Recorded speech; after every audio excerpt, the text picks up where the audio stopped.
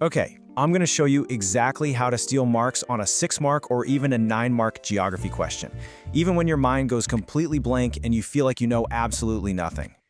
We've all been there, right? You flip to the back of Section C. A massive 9-mark to what extent question is just staring you in the face, and your brain just completely shuts off. Total blank.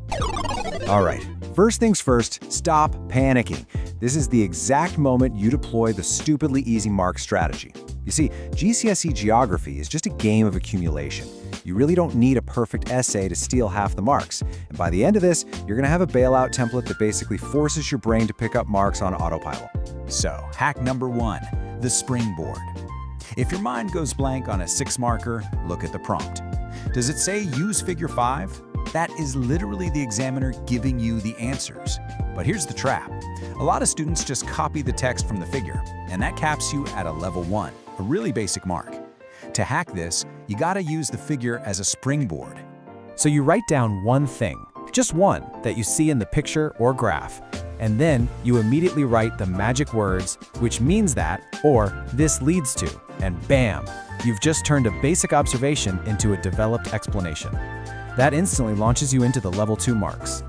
Okay, hack number 2, the working out hack. Paper 1, Paper 2, and especially Paper 3 are just packed with maths questions, right? Calculating medians, percentages, ranges. Now, if you get confused by the numbers under pressure and you totally mess up the final answer, whatever you do, do not leave the box blank. Because here's a little secret. Buried in the AQA Geography mark schemes, they explicitly state this hidden rule. Allow 1 mark for evidence of correct working, even if the final answer is wrong. So you have to write down every single step of your calculation. Think of it like this. Your working out is an insurance policy. It pretty much guarantees you 50% of the marks, even if your final answer is a complete disaster. All right, on to hack number 3. You need to deploy mark grab phrases. Examiners, I promise you, are so exhausted from seeing students write, "It brings jobs and money," for every single human geography question. It's generic and it just caps your grade. So you've got to upgrade it, and you're going to use the ultimate geography cheat code, the multiplier effect.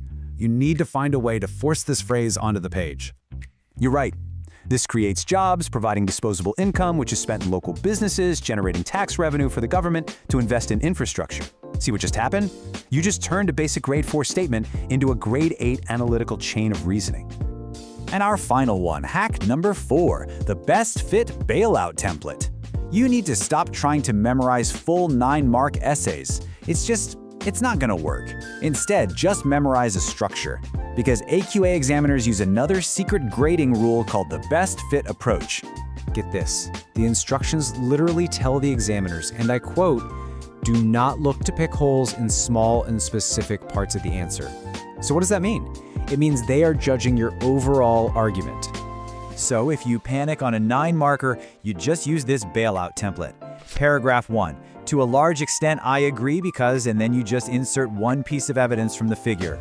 Paragraph 2. However, on the other hand, and give one negative or opposite view. And paragraph 3.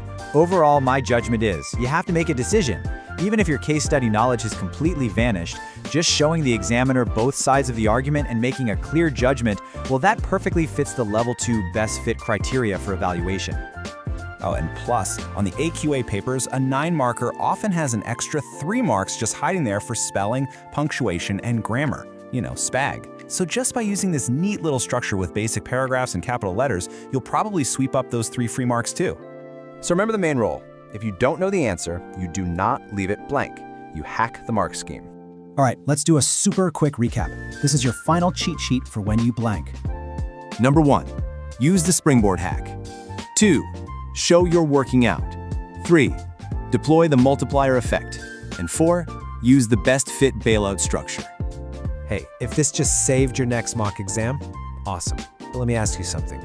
If you think grinding past papers over and over again is the ultimate revision hack, you might be doing them wrong, and I'm going to prove it in the next explainer.